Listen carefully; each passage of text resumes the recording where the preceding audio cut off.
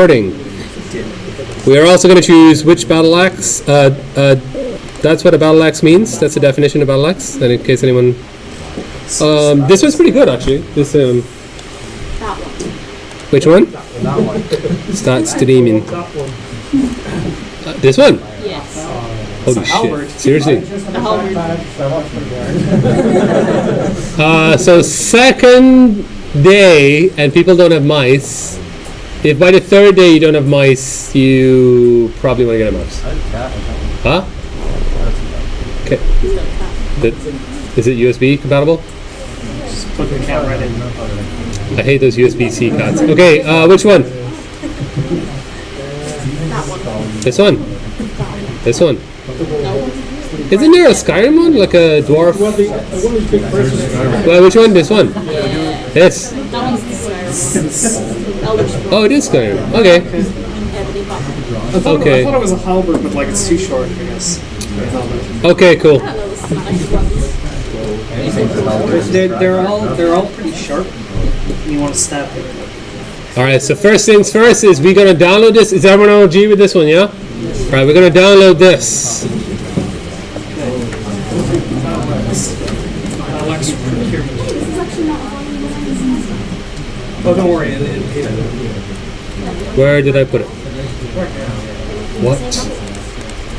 No. Okay. Aha! I should rename this folder to Dismax. BattleAxe. Save that yoke. This is going to be our reference photo. We will be bringing it into 3ds Max to use as a reference photo. Happily, whoever uploaded this has very nicely made this a power of 2, I'm pretty sure. It's like 1000 by 1000 pixels, so we don't even need to make it square or anything. But 1000 by 1000 is not usable by us. Why? Not power 2. What's the closest thing? 1024. 1024. So we're going to do 1024. So in Photoshop, I'm going to open that. I'm going to make that 1024. Just resize it 24, like with 1024.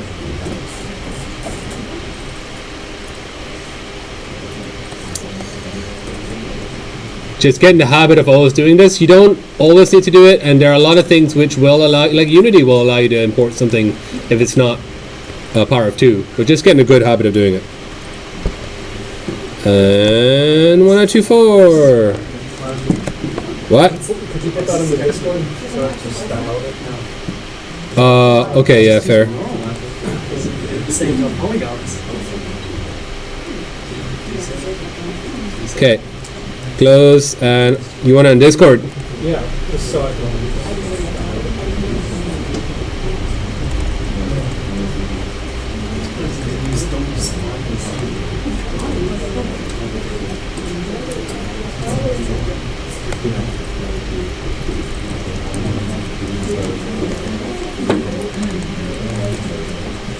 Oh, got out. Discord, it's in Discord. By the way, everyone use the coolass emoji. It's literally just called coolass. Let's annoy John.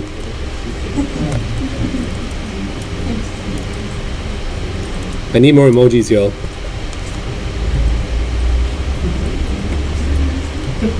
Alright. Oh, it's case sensitive. It's big ass. Oh, sad. Okay, so we have that reference photo. If you are lucky enough to have 2 giant screens, you can have the reference photo slapped up on a giant screen.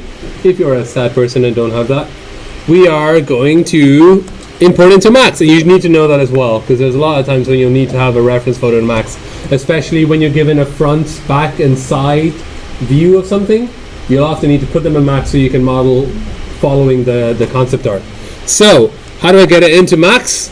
If I was to say I want to make a picture in Max, what do you think the closest thing would be to a straight up 2D image? A plane. You guys should know plane from Unity.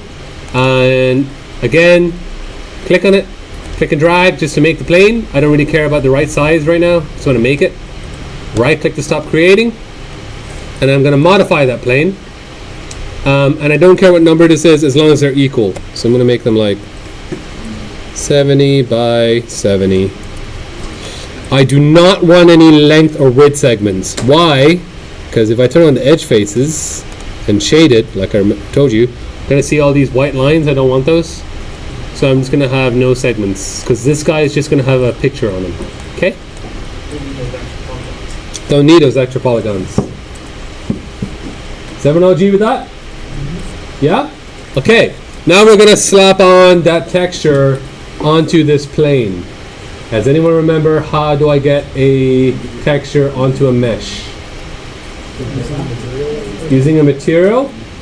And to get a material, I need to open the material editor. Does anyone remember what that was? M. Exactly. So M will give you the material. Where do I go now, guys? I know what to do. Help. What do I do? How do I get a I've got the material, but I'm selecting this material. Where's the diffuse? Oh, diffuse down here. What do I do? Click the box. Okay, cool. Do you remember this? You will be doing this a lot if you're 3D modeling, okay? And go find your texture. Am I recording? Yes, I am.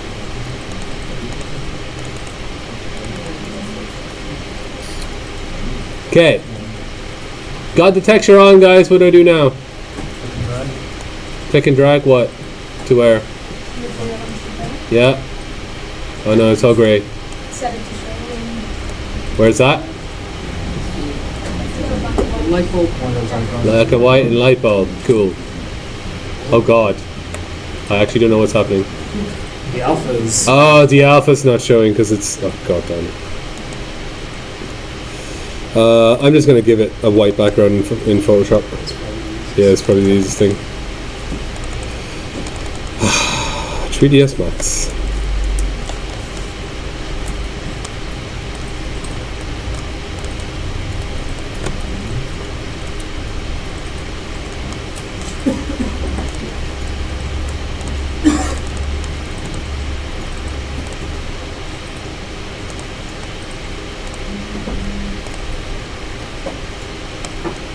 Oh, great. Slightly less crappy. It's so crappy. Is it oh no, there we go. Is it working for you guys? Yeah? Okay, so all we need to do is kind of rotate this so it's in the direction. I'm going to try and keep the handle as straight as possible. And then I want to rotate it 90 degrees. Now, if I want to make sure it's exactly 90 degrees of the rotation, there's two ways I can do it. I can either type in the number right here, exactly right here, or I can turn on this thing here, the angle snap toggle. The shortcut for that is A, or you can just click that button. Either will work. And now, whenever I rotate, it will rotate in 5-degree increments. You will not be able to see it on screen, but if you're rotating, you should see like, you can maybe see it there now, where it's got little numbers, and they change as I rotate. So it allows me to see when it hits 90 degrees, and boom, and I'm going to stop. And I'm just going to move it off to the back here. Where's my... And I'm going to rotate it so it faces front. You can tell which is front because this little box shows you what front is. And I'm just going to move it over here.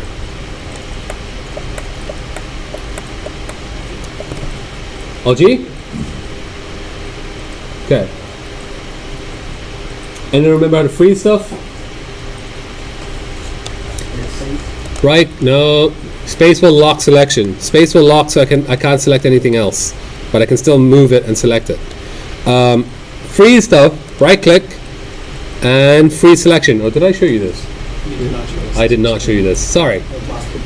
No, I'm pretty sure I did. Anyway, never mind. Freeze selection, which means it's now frozen. I cannot select it. That's useful, so I can use it as a reference and model using it. But it won't accidentally be selected.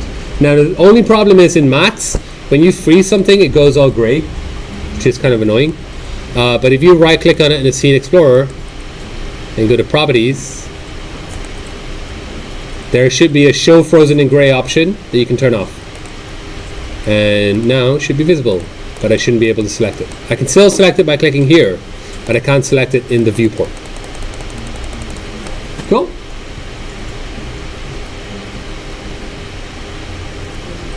All good? All right. So, first thing, we are probably going to create just the, what? All good? Bottom left, yeah, show frozen in gray. Hit OK. Alright, we're probably going to create the shaft of it first. I like that no one laughed. I can tell that we're in a mature class. And we'll go to create panel, and I will create a cylinder, I assume, for this, right? Yes. Will I? Cylinder? We all good with cylinder? Yeah? Alright, cylinder. So, and I can turn on snaps, because it'll snap to the grid, and that way I can create the cylinder from here. And I need to create a bit bigger, and I will cut it down later. Do I need any segments? It's a straight cylinder. Do I need any segments? Maybe? Or yes or no? No. If it's a straight cylinder, you're not allowed to answer questions. It's not fair. Sorry. If it's a straight cylinder, do I need any segments? Okay. The answer is no. I'll show you why. I'm just going to copy the cylinder. There are two cylinders here, exactly the same. On one of them, I'm going to remove all the segments, all the height segments. So height segments down to 0. So this one's got 5 segments up, and this one's got no segments up. And they're both exactly straight. If I do a quick render, they look exactly the same. So there's no point having polygons there if they're not actually doing anything. When do they do stuff is if I do a curve, if I make them bend. So I'm just going to add a bend modifier. You don't have to do this, I'm just showing you this. So I'm going to bend this guy 100 degrees. Awesome. So this guy's bent. I'm going to bend this guy, same amount, 100 degrees. Oh no, can't do it. Because it has no segments, so it can't go like segment, segment, segment, segment, because lines are always straight, okay? So just, if there's one thing you remember, this is very important. Everyone all got that? Yep. Okay, so no, don't need this guy, don't need this guy. Alright, so we don't need any height segments. Now, how many side segments do we need? The more I add, the smoother it's going to be, but the less optimized it will be. So the answer for this completely depends. Am I making a low poly game? I'm going to have less sides. Am I making a high poly, high res game? I'm going to have more sides.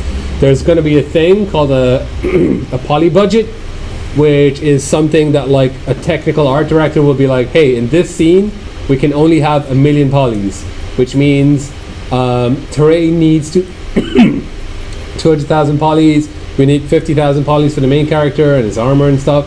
We'll need blah blah blah, and you have this budget that they're like, okay, you can have this and this and this. So you're going to end up with, for this BattleAxe, you can only have 300 polys or whatever it is, and that may be your limit that they give you.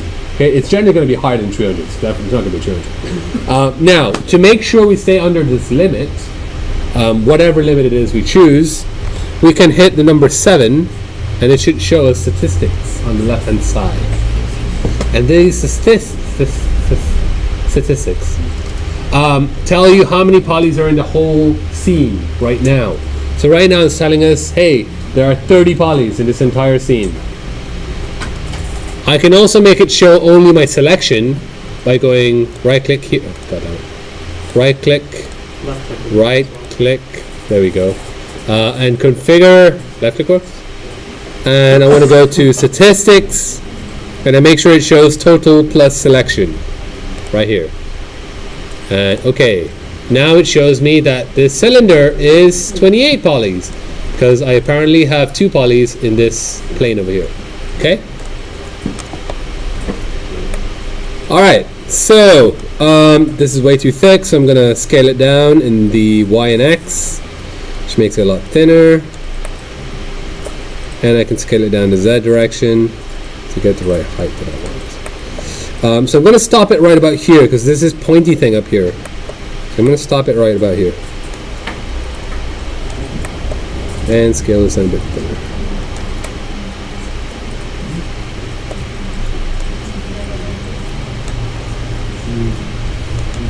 Now, if you want to see it exactly overlaid on your image, you remember the orthographic and perspective views? So you swap to orthographic with U and perspective with P, and with orthographic, I can make sure it's exactly lined up, if I so need. And that's why that's useful. If I need to, I can like line it up exactly to see exactly where I need it to be. Okay, so that's an orthographic view. Perspective does allow you to kind of see around it a bit easier. Cool. Everyone all good with that? Nope, still making cylinders, that's cool. Oh, hold on. I think they might have moved that setting to show the total polygon versus the individual object polygon. Okay. So the record there doesn't work? Oh no. Oh god.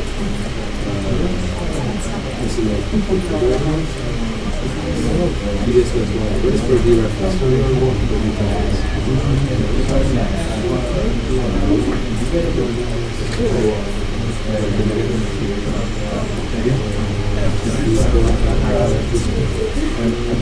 Oh, no.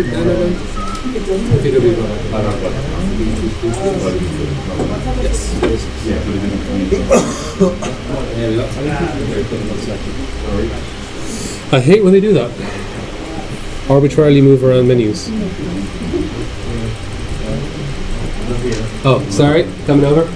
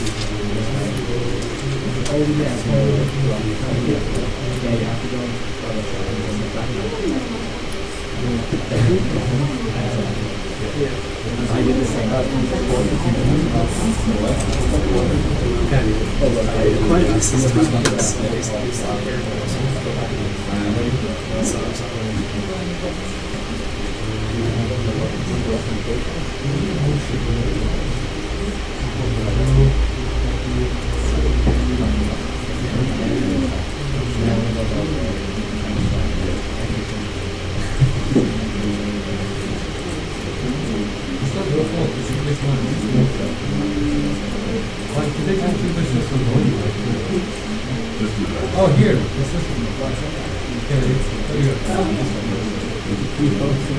What?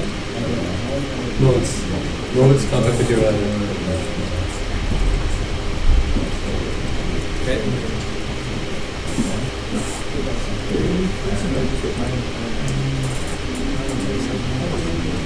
Right click on it. And right click on it, properties. And show frozen in gray. Turn off show frozen in gray. I'm just going to stop.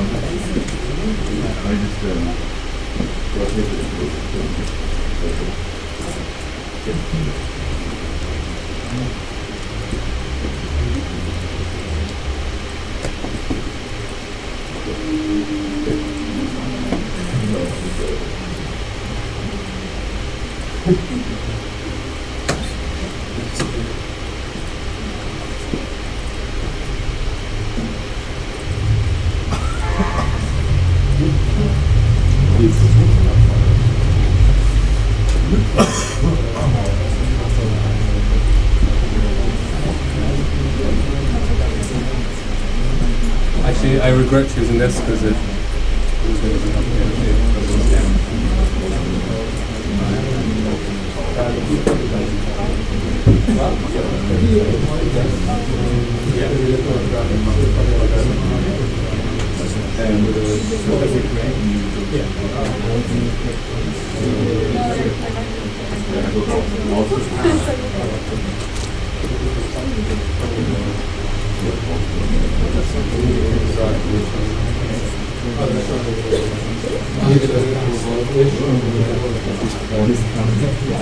like guys without mice, please, mice, man. 2017. They're like cheap. Like $5 gives you a mouse.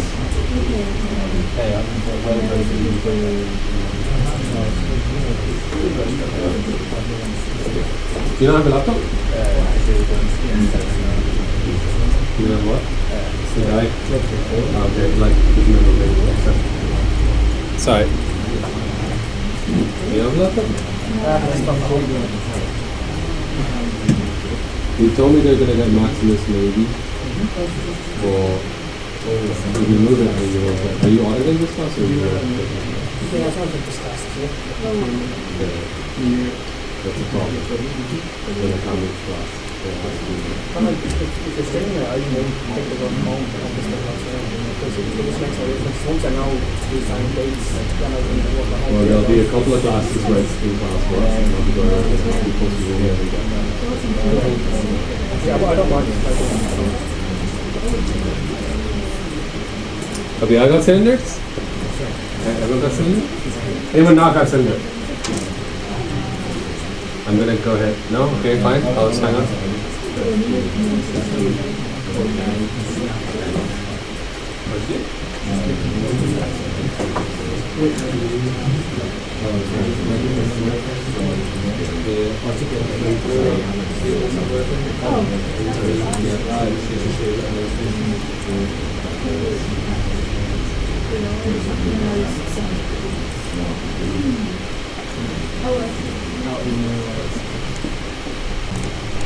Is I'm going to make this little axe bit here, but if we look at the axe bit, it's comprised of three things. It's got like a cylinder here, it's got a sharp end sticky out at the back, and then it's got this complicated ass thing. By the way, you guys chose this, not me, so we're going to have to build this complicated ass thing. Probably boring for going for ice cream and donuts and stuff. What? There's literally a donut thing here. You literally just go like Taurus and you get a donut. What about sprinkles on top? Yeah, we could have done sprinkles on top, but those are just like. It's fine. All right, I'm gonna do this step by step. First, I'm gonna make this sharp, pointy bit up here. Just what? Is my Taurus still there? It's just tiny. Leave it. Yeah, I'll leave it. Okay, so this guy here, I'm gonna affect it. What I do to affect it? Your plan counts now to say your edits, right? Like 600. Right click and convert to editable poly. No, it's not. It's on 9 for some reason. Then I'm gonna click on this guy, and I'm actually gonna delete this dude, and you'll see why. Take the face off.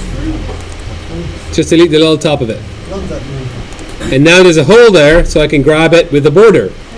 Because the border lets me grab holes.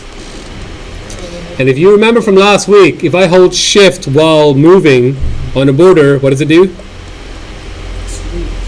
Y'all don't remember anything, do you? Extrudes new polygons, like so. So I can do that, and if I just scale that down, I get a little point. Ooh. Like this, what I do with the hole up here. Okay, so this hole up here, there is a, every time you have a selection, it has like, see this, it says edit, this one says edit polygons. If I click on this, it should say edit geometry, I think, or edit elements here. And this one should say edit border. So there's special things for each selection. In edit borders, there's a thing called cap, and cap will just cover up that border. So you got a hole and you select it, cap will just like cover it. It will cap it. Is that not bad for like, it's not one for like, Make it what, sorry? is that not like, you don't want like a polygon before size or not? Yes, you do. Yeah, this one has, how many slides that? 1, 2, 3, 4, 5, 6, 7. You got a donut next class. This has 7, which is bad because it ain't 4 or 3. So, yeah. Would it be more efficient to like just make the border very small? Yes, I can, but then I'll end up with a load of tries. So, yeah, it is possible. I can do that as well. But what I want to do, though, is I don't want it to be a perfect point. If I can't squish them all together. I'll show you. So I can grab all of these vertices here, and I should be able to collapse them into a point, and they'll just all squish into a point. Now, the only thing with that is I get a perfectly sharp point, which doesn't look realistic. Whenever I have a perfectly sharp or perfectly thin thing in 3D, it always kind of tells the player, hey, this thing is made in 3D. It's not realistic. So I'm not going to do that. I'm going to cap it with the border, like I said, cap. And I do need to make this polygon that has 7 sides into quads and tris. So the way I'll do that, you guys have never seen this. I'm going to go to vertex, and there's a lot of ways I can do this, but it's one of the easiest ways. When I select this, what do you call this thing? Vertex, and that vertex, you can either click connect here, or if you right click, it should also show a connect button somewhere. Connect here. Go there. Here. And what it'll do, it'll take a while to load up because 3ds Max. So if you kind of move it, you see it makes a line between them. So now it's separated this one giant polygon into this polygon and this polygon. And this guy's a quad, so he's fine. He can stay. It's cool. And we're going to make this pentagon here into a quad and a tri. So I do end up with one tri over here, but it's fine. So quad, quad, tri. And remember, we always want quads and tris. Okay? Everyone all good with that? No? Will I repeat all of that again? Alright, let me just stop recording.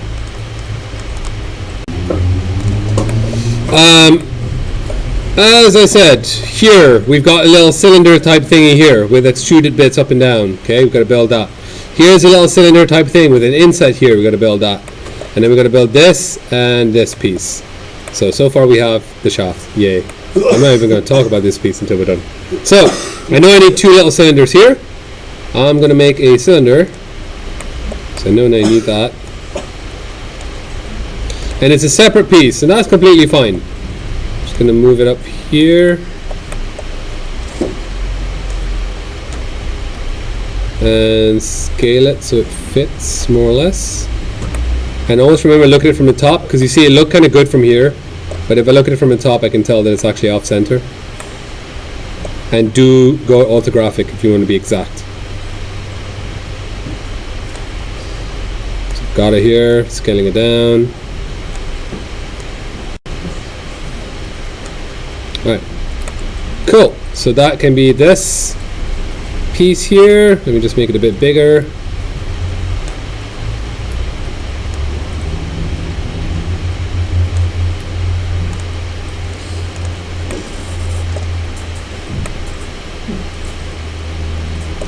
And I can convert this to an edible poly. And does anyone remember last week what we did to push something in? Or push something out? It was an extrude. Now there's another one right next to those guys. Let me click on this guy. Right next to those guys, there's inset, there's extrude, and we have a thing called a bevel. So with a bevel, if I click and drag, it's going to pull up. And I'm going to let go of click now.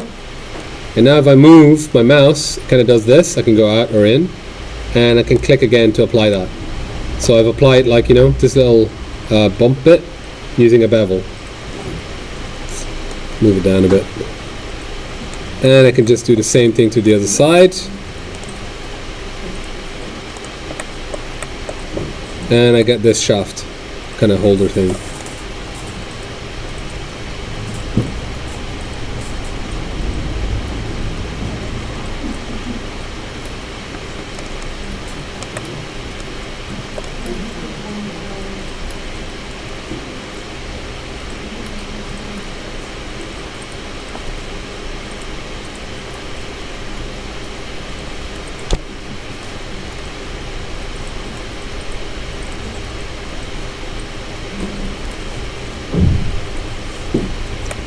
And then after you're done with that, I need a cylinder for here as well. So I'm going to create a cylinder again.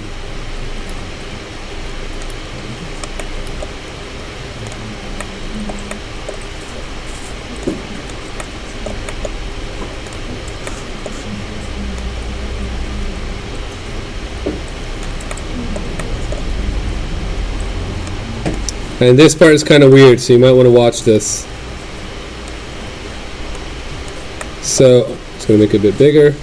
It's still a cylinder. I haven't converted to edible poly, so I can still add segments. I'm actually going to add segments to this. And the reason is, these two little bits here actually going to push out a bit. So I'll need to have segments for them. You'll see what I mean. You may not understand what I mean now, but if I add segments and do what I want to do, hopefully you'll get what I mean. So I'm going to give it some height segments. 1, 2, actually 2 is fine. Okay, cool. We've got these. I'm going to convert to edible poly. And what I can do is I can look at it from the side. And if I can select these vertices here, if you remember from last week, it will select all the way around, right? And now if I scale this way, it pushes them away from each other. So I get this. Alright, you see the handle, the shape of these two little bumps starting to show up. If I render, it still is smooth. I've just moved those segments away, but there's no actual topology there. So what I can do, and there's a few different ways you can do this, but I can select around here. I can either look at it sideways and just select all the way through, or you can click on one, and if you hold shift and click, it keeps selecting all the way around. Alright? And then I can just extrude this guy. Now you see when I extrude, it does that, right? It goes off to the side. And that's because I need to extrude by local normal. There we go. So if you ever see like it does weird stuff, like this is by polygons, so extruding each polygon individually, which sometimes maybe this is the shape you want to do. But in this case, I want to keep clicking on this until I get what I want, which is the local normal. Drop it down a little. And now we have a nice little handle thing. Cool? And I just need to do that for this. This is probably way too complicated a shape. What? There is a right click here. You can right click and go to it.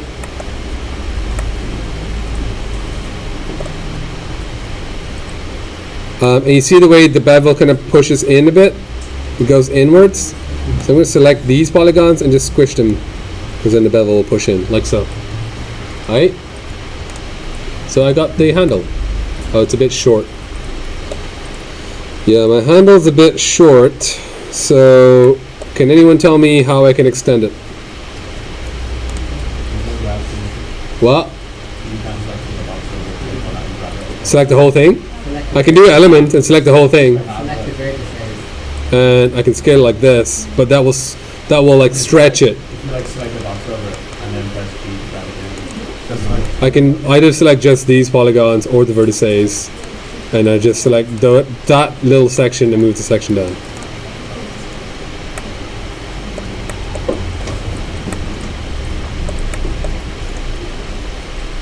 I now have these extra weird polygon things up here that I don't want. Again, if I hold shift, it should select all. No, it doesn't do it. I can try to go loop even, sorry. Loop, and that should loop around, but it doesn't sometimes, so whatevs. Just delete this.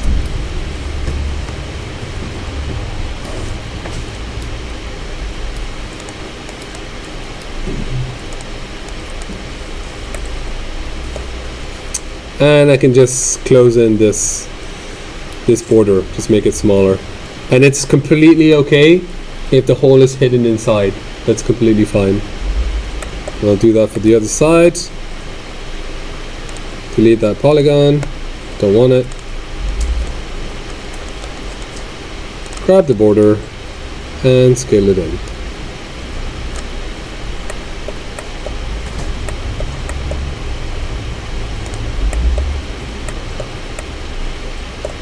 Cool. Any questions so far? Or anyone need help? Are you all up to my... Yep. Well, let me just stop recording and we'll... Alright, next step is we probably want to build... What's the easiest thing to build next? This little blade thing, I think, is what we want to do. Now, what's the closest shape to this that you guys can see? It's like a diamond, right? Closest shape, diamond. And what's a diamond really but a kind of fucked up square? Yeah. You know? It's kind of... So basically, what? Don't hurt this feeling. It's fine, they'll survive. So I'm going to start with a box. Now, again, it's going to be kind of complicated. So I'm just going to do this all at once, and I can repeat it if you want me to. But for now, I'm just going to do it. Where my grid at? Oh, I turned it off so you guys can go. I'm gonna make a box. Move it up here so I can see what I'm doing. I'm going to put it right next to it so I can kind of use it to see. Now here's and this is something that you won't know right now. Like you'll kind of know in the future once you've done a few more things how many segments I need to put in. So I kind of know how many segments I need to put in, but that's only through experience. There's not something special or anything. So I'm going to put in one segment like through it this way. You'll see why. Okay, and I'm going to put a few segments like this way so that it can curve. Alright, so I can do the curve things. So let's see how that works. This is width, is it? Yep. Get more width segments. Okay, pretty G. Alright. And I'm going to add convert to editable poly. And I can grab the vertices on this end here. I'm going to take this section to be the pointy section, which means these guys need to curve down, so I'm going to curve them down like so. And then deselect these ones and curve these down. And you kind of see what I'm doing? Get rid of these and make these go up bigger. And I've got this shape, more or less. A very simple version of this shape. Okay, and then I'm going to do the other side as well. So this is going to go smaller. Deselect. Smaller. Deselect. Oh no. It's a square. So I need to get rid of it and make it a point. Okay? So what I need to do is basically I want only I want it to only be 1 point like this, and I don't want this piece over here. So let me just move that to the right point. So hopefully it should make a point, okay? Now how do I get rid of that? You what? I can collapse, but there's another thing I can do, which is, I'm going to tell you, if you let me. It's, I'm going to click edge, and I'm going to select these two edges here, right? This edge, these two edges here. And if I hit Control Backspace, do not hit delete. Control Backspace will get rid of them. See? And they're gone. And now it makes like a little pointy thing. Why don't you hit delete, Baz? Because when you hit delete, for some reason 3ds Max thinks you actually want to delete like everything attached to it. So if I hit delete, it does this. It's all weird. So just hit Control Backspace. So Control Backspace will also get rid of the verts. So I'll show you. If I hit delete, the lines are gone, but the vertices are still there. Whereas if I hit Control Backspace, it will get rid of both the lines and the vertices. So I don't have to deal with that. Okay? Now, Baz, why do you have this segment in here? That's useless. Well, it's not useless. What I can do is... Oh, can I loop this one? Please let me loop. Yay! Loop will let me go all the way around. So I'm selecting all the way around. And it's not a fish. Not a fish. It's pointy part of the thing. Let me just edit this so it curves a bit better. There we go. There we go. It's nicer. It is not a fish, okay? Okay, I'm just going to make this smaller as well. I'm just going to spend a bit of time getting the actual shape right, because when I do this next thing, it will be a lot harder to do this. Okay, cool. Edge all the way around, and all I need to do is scale in these two axes. It's like a pointy bit. Thank you, thank you. Then delete these polygons because I don't need them. And I have a hole here that I can hopefully just hide the whole thing. Shove it in. Ooh. Come on, buddy. Shove it in. I need to look at it from the top. Pesky third dimension. Yeah, third dimension is a bit annoying. Go to VR, they said. And there we go. Now, see this part here where it's all weird? If I want to make them all flat and all in line, which you might, because you want to just make it neater than this, which has got a sharpie bit here. So I can select that border, and here's a trick that you should know. If I have a selection, anytime I hold Control, and click on a different selection, it will give me all the selections connected to what I have. So I have this border selected, right? And if I control click vertex, it will select all the vertices along that border. It's very useful. So again, if I click, if I go polygon, select all these polygons, hold control, vertex. It gives me all the vertices those polygons touch. Cool? It's a very useful thing. So border, and select those vertices. Okay, cool. Control click, select all those vertices. And I want to make sure they're all in a line, okay? There's a thing here called make planar, X, Y, and Z. So I never remember which direction this is in, but I usually try it. Nope, not that one.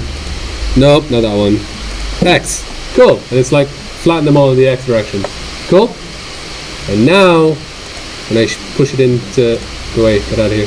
Shoot. If I just move it in, yay. Beautiful. A bit too thick, so I'll just squish it. There we go, more blade-like. Cool, so I've got that, got that piece. Can you, save! Oh my god, I can't believe I haven't saved. Save, everyone saves.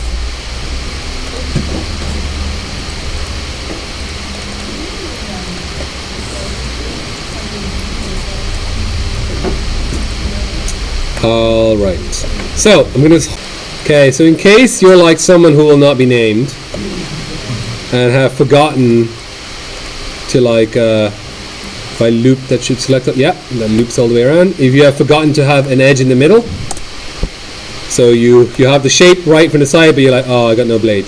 There's two things you can do. There's two options, two ways, and you should know both these ways because they're both useful. With the edge selected, I can shift click, yep, that selects all the way around. It's basically doing a ring selection. So ring will select, like loop will select all of them in a loop. Remember I said edge loops, and ring will kind of go staggered. And I can do a connect on them, and that should draw a line between all of them. That's option number one. And that's a good option because it will draw the line perfectly in between all of them. Option number two, which is also good to know. So let me do polygon selection. I'll select these polygons because I want to cut basically these polygons in half.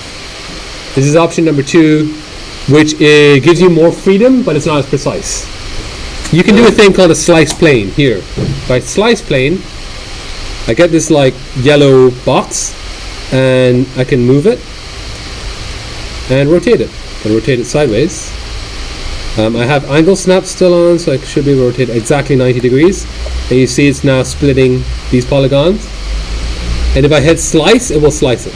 It hasn't sliced it yet, so if I turn off slice plane, it does nothing. But if I hit slice, and then turn off slice plane, now I've got that line.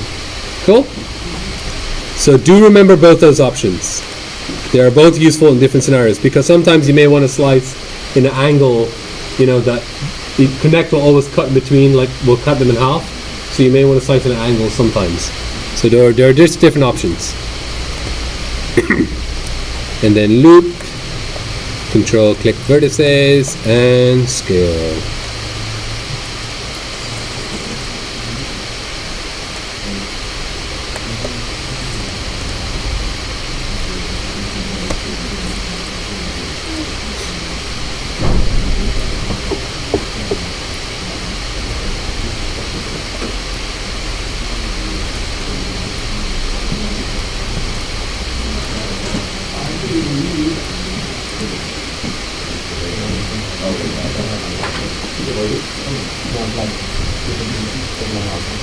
Depends how long you take to get basically at the screen. Class. Record all of that. Go up. So because it's so complicated, I'm going to use a thing called spline modeling instead.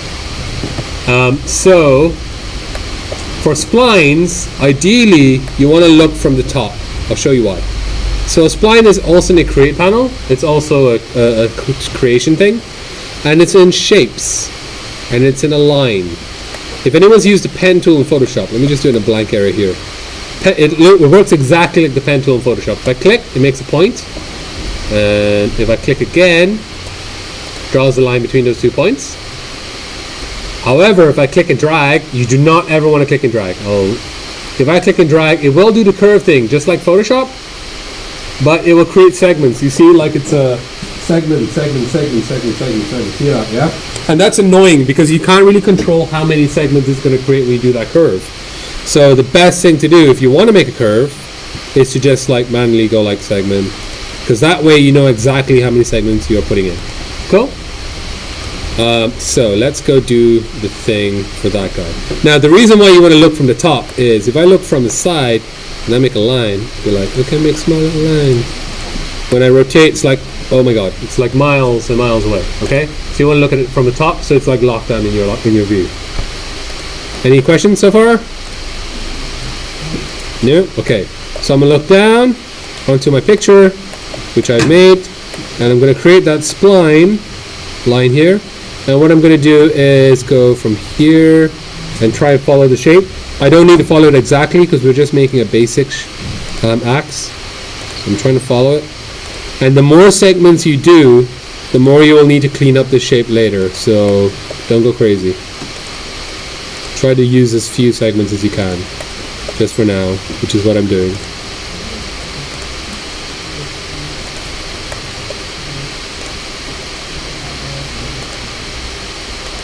Why did you guys choose this shape?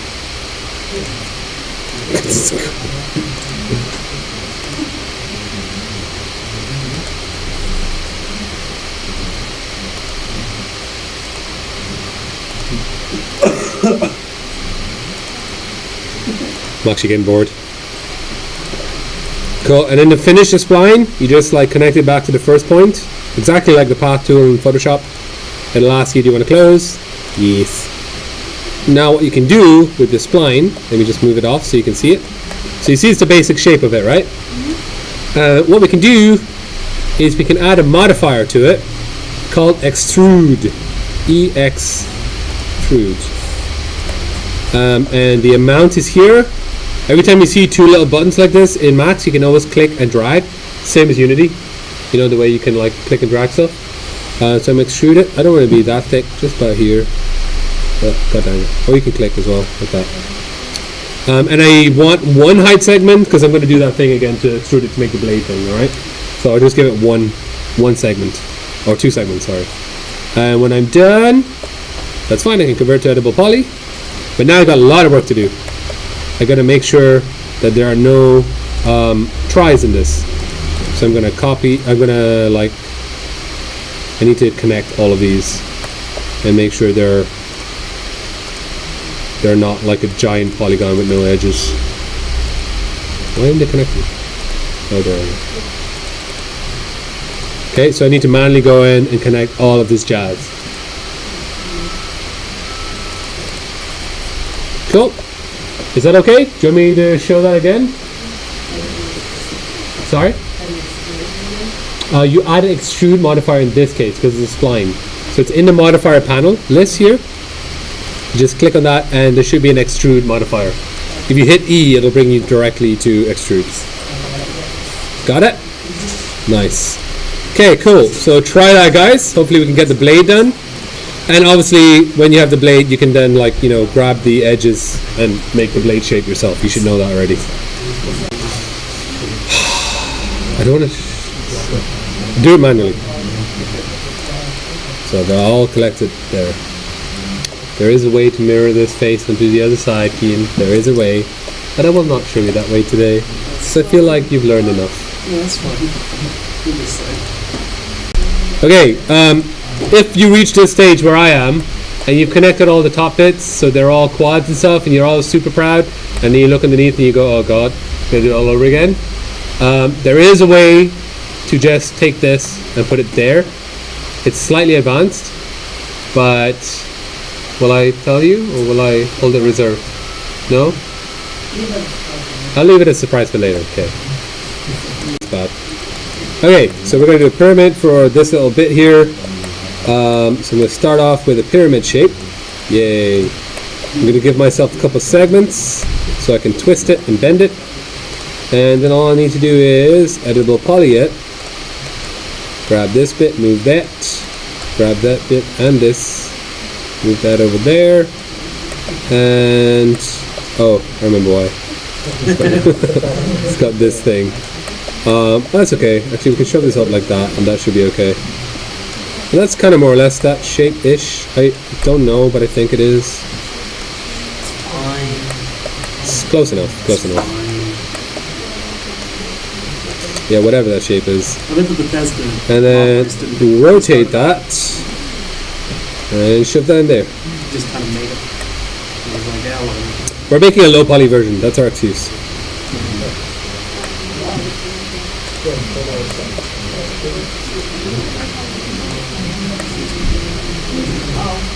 Okay, G. With that done, you should have the entire axe built. And once you have that done, there's only 15 minutes left, so I'll just show this to you.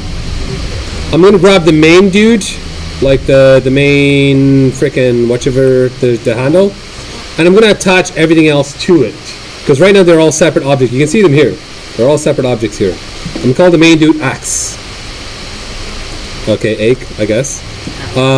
Ache here is going to be the main dude. It's going to attach everything to it. There is an attach button. Click attach, and you can just click on the stuff and it attaches, and you can see them. Or you can click on this attach list, and it shows you a list of everything in the scene, and you can just select all of them and hit attach. Right? Either or will work. And now it's one single object called ache. And you can still select the elements because they're still separate elements, and you can still affect them individually, like so, using the element select tool. Okay? All good? Now the last thing I just want to show you before we finish up for today, and I will go over this again next class if we need to. We think we've done real well. Okay, we've like got a nice little pretty axe and stuff. Let me do a quick render and let's see if we can figure out what's wrong with it. Let me zoom in on it. So see this? It's terrible. Terrible. Yeah, it's not smooth. It ain't smooth. It doesn't have something called a smoothing group. Now when you create a shape by default, see that this came from a cylinder, right? The cylinder by default had smoothing groups on it already for the cylinder rebeds. So if I create a cylinder, I'll show you a basic cylinder over here. Cylinder. Okay. It does have smoothing groups already on it, like so. So it already looks smooth. However, if I create any new polygons, by creating poly, delete this guy, grab this border, and if I create new polygons, the new polygons do not have a new smoothing group by default. They don't know what smoothing group to belong to. To do that, you go to Polygon, you click on one of the polygons, you can click all of them, I'll just show you one, and you go down, and there's this polygon smoothing groups. Wow. If I click on this guy, it shows me, oh, this guy is a smoothing group 4. So if I go back to this guy, and I make it smoothing group 4, it should now be smooth with all the other smoothing group 4s that it touches. See? It's smooth with them. But it's not smooth with the others. These, I can grab these over here and make them smoothing group 3. What happens is, they'll be smooth with the other smoothing group 3s, but whenever they hit a smoothing group 4, there'll be a hard edge between them, because they're different smoothing groups. Does that make sense so far? Okay. Now here's where it gets complicated. As always. You can be both a smoothing group 3 and a smoothing group 4, which is pretty useful. So they're like smooth with all the smoothing group 4s, and they're smooth with each other because they're all smoothing group 3. If I add a new smoothing group 3 here,